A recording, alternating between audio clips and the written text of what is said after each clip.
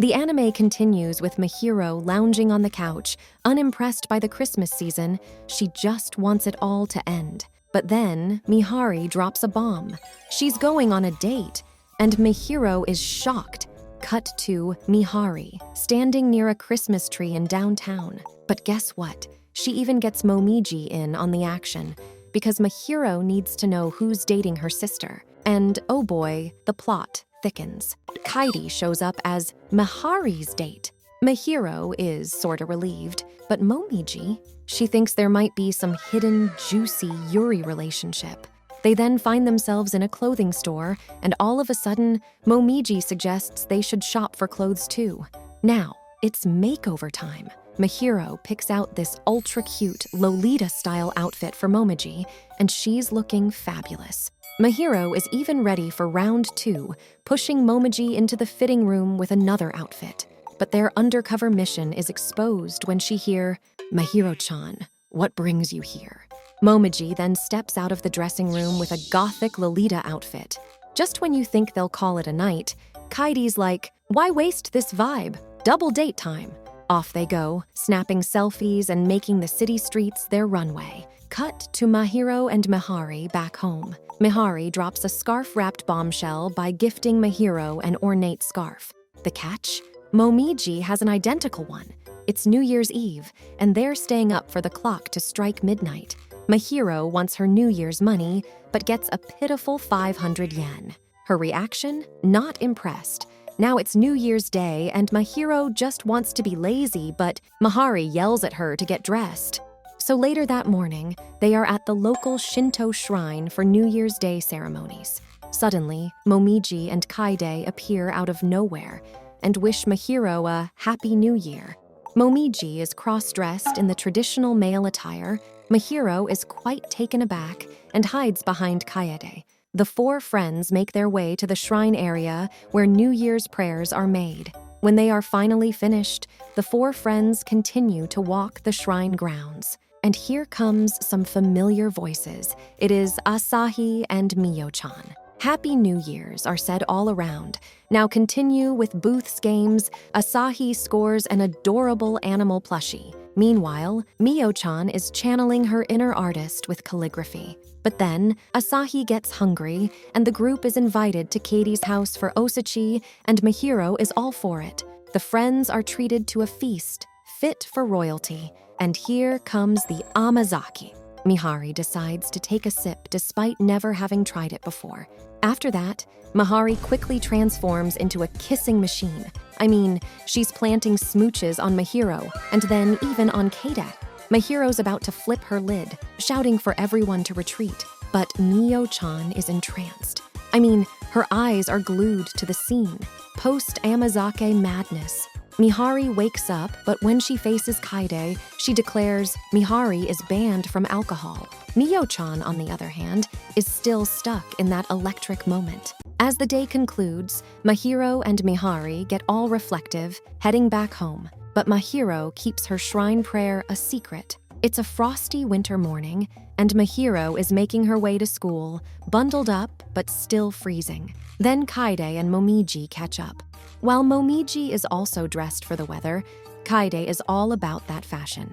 And can we talk about how Mahiro and Momiji are rocking those matching scarves? When Mio-chan sees this, she's gonna lose her mind. And yes, she does. Mio-chan is swimming in little pink hearts when she spots Mahiro and Momiji in their matching scarves. Fast forward to the weekend, Keide's at Mahiro's house for tutoring, but she takes a break to braid Mahiro's hair. After homework is done, Kaide then convinces Mihari to let her give her a full-body massage. And let me tell you, Mihari is completely relaxed and drained by the end. Valentine's Day morning. Mahiro gets a shopping bag full of chocolates from Mihari. Except these aren't for eating, they're for giving away. On her way to school, Mahiro bumps into Momiji and Kaide, and they start exchanging chocolates. In school, Mahiro gets chocolates from Asahi and Mio-chan, and this sends Mahiro into a trading frenzy, exchanging chocolates with every girl in the class. She's got a smile that says, "This is the best day ever." But then her eyes catch the gloomy faces of the boys in her class. Mahiro saunters over to two boys and offers them the last packs of chocolates. However, the chocolates have run out, but the supply of desperate boys hasn't. These guys turn into zombies, but the girls form a human chain around Mahiro, and normalcy returns. After reaching home, Mihari's got a surprise for Mahiro, a cute heart-shaped box chocolate, which Mahiro counters with an even larger box of chocolate. Cue the waterworks. Mihari's crying her eyes out. Days later, Mahiro's at a bookstore. She's eyeing the adults-only section. As she debates whether to enter, she spots two of her classmates attempting to act all mature and daring. Ha! But they spot her, and they're gone. Suddenly, she hears, "Mahiro-chan," from behind. It's Miyo-chan, dressed like an undercover adult, when they stumble upon the topic of girl-with-girl manga. She is piling manga after manga into Mahiro's arms. As they leave the store, Mahiro feels like they've basically bought the entire manga section. But then, the universe rewards Mahiro with the smell of heaven, a crepe stand. They both indulge, and just as they're about to share an indirect kiss via the crepe, guess who shows up? Momiji and Asahi. These two join the crepe fiesta, but not before giving Mahiro and Miyo-chan a moment of awkwardness. Mahiro and the gang dive into a crepe feast, but Miyo-chan just wanting to be the observer. The next day at school, the two boys approach Mahiro. They claim they were just reviewing the layout of the bookstore. Mahiro assures them she won't spill the beans, but she teases them, saying she will show them something. The boys' brains nearly short-circuit. Realizing the misunderstanding, Mahiro panics. "That's not what I meant." It's March. Outside, boys are nailing soccer goals. Inside, the girls are diving into the deep waters of what will the future bring. Suddenly, Sleepy Girl goes full, "I am awake," and Mahiro's curiosity hits level 100. Cut to Mahiro chilling at the coach. She can't shake off the future conversation. But Mihari, the resident genius, provides a reality check. But there's no sibling drama today, folks. New day, Momiji's sporting a fake eye patch, going full dark side. Miyo-chan is like a kawaii Grim Reaper. And Asahi? Well, she's always been the wild card. They ask about Mahiro's birthday, and she's like, "Yeah, no biggie, it's just today." Cue the dramatic gasps. Mahiro comes home to Mihari. She's armed with party favors and a hat that screams, "You're 1 year older." But Mahiro's stuck in a paradox. She feels old and young at the same time. A few days later, Mahiro's is on high alert. Her friends are dodging her like she's a spoiler for the latest anime episode. She thinks they're up to something. A surprise party, perhaps? On Sunday, Mahiro's all teary-eyed. Just as she's about to label her birthday a non-event, boom! In comes Momiji with a bazooka? Talk about a shocking plot twist. Finally, gifts are being exchanged, and they're as unique as the personalities giving them. Mahiro's feeling a bit bummed that Kaede couldn't make it to the party, but Momiji has got her back. She pulls out Kade's gift, a super chic lip balm. The next day, Mahiro is experimenting with her new lip balm. Mihari peeks in and commends Mahiro on taking the baby steps into the world of makeup. On the way to school, Mimiji does a double take on Mahiro, sensing something different. In an almost surreal moment, Kaede complimenting her facial features and offering to introduce more makeup. At school, the girls are swooning over Mahiro's mature look. Even though she's secretly enjoying the attention, Mahiro feigns confusion. Two boys walk over to Mahiro's desk, handing her a small gift box because it's White Day.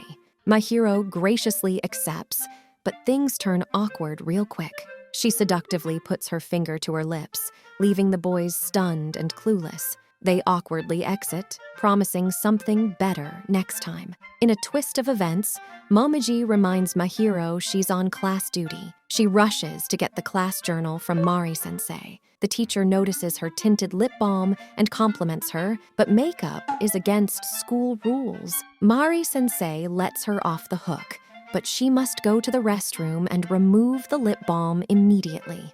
Back in the girls' room, Mahiro is absolutely livid. A couple of days later, Mahiro's playing video games when Mihari teases her about the makeup debacle. Enter Kaede. Makeover time, she declares. Kaede lunges at Mihari, trying to initiate the makeover, and voila! Mihari transforms into a gyaru girl, complete with lollipop. But Kaede? She's ready for round 2. She moves in on Mahiro and the grand finale, a selfie that captures the essence of this fashion extravaganza. In a winter wonderland on a mountain, our squad steps off the bus and snow everywhere. Asahi's eyes practically turn into heart shapes. She just flops down and makes a snow angel. Then comes Mahiro. She suddenly gets this weird, spooky feeling. Momiji notices, and so does Mihari. But Mahiro just brushes it off. They finally check into the inn, and the room is huge and plush. Momiji quickly swap into a yukata, and everyone follows suit. Off they go to explore the village. After that, Kaede proposes a trip to the hot springs, but Mihari gives Mahiro a stern look, warning her not to stare. Kaede teases Mahiro, making the tension even more palpable. Mahiro's the last one into the pool. She moves to a quieter part of the pool, and just when she thinks she can finally chill, Mayo-chan glides over, and Asahi makes a splashy entrance, with Momiji chasing after her. A tickle attack soon breaks out. But get this, Mahiro suddenly gets a feeling she hasn't had in ages. Back when she was still a male, Mahiro shouts, "Time out!" and swims towards Mihari. Mihari gasps, loud enough for Kaede to notice. Claiming Mahiro's feeling lightheaded, Mihari decides to evacuate her from the hot springs.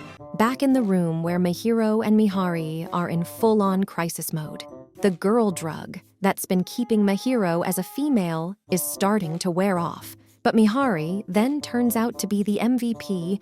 She brought a backup of the girl transformation drug. She places the vial in front of Mahiro. Just then, their friends walk in, and Mahiro hides the vial. Their room then turns into a gourmet heaven.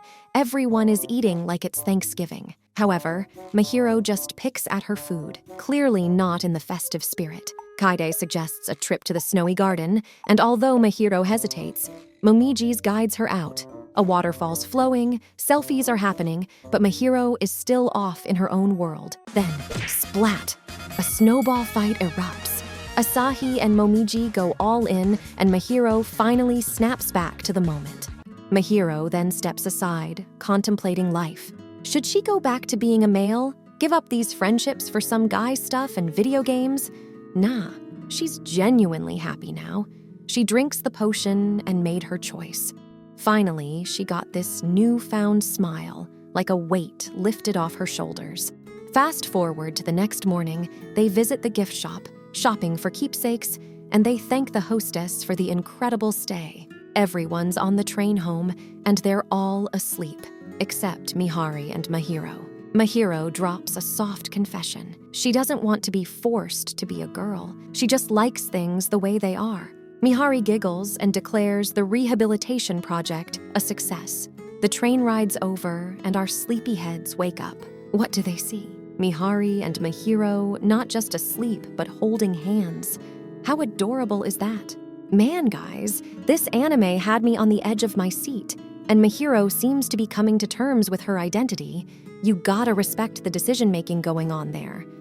Until next time, stay tuned for more awesome recaps.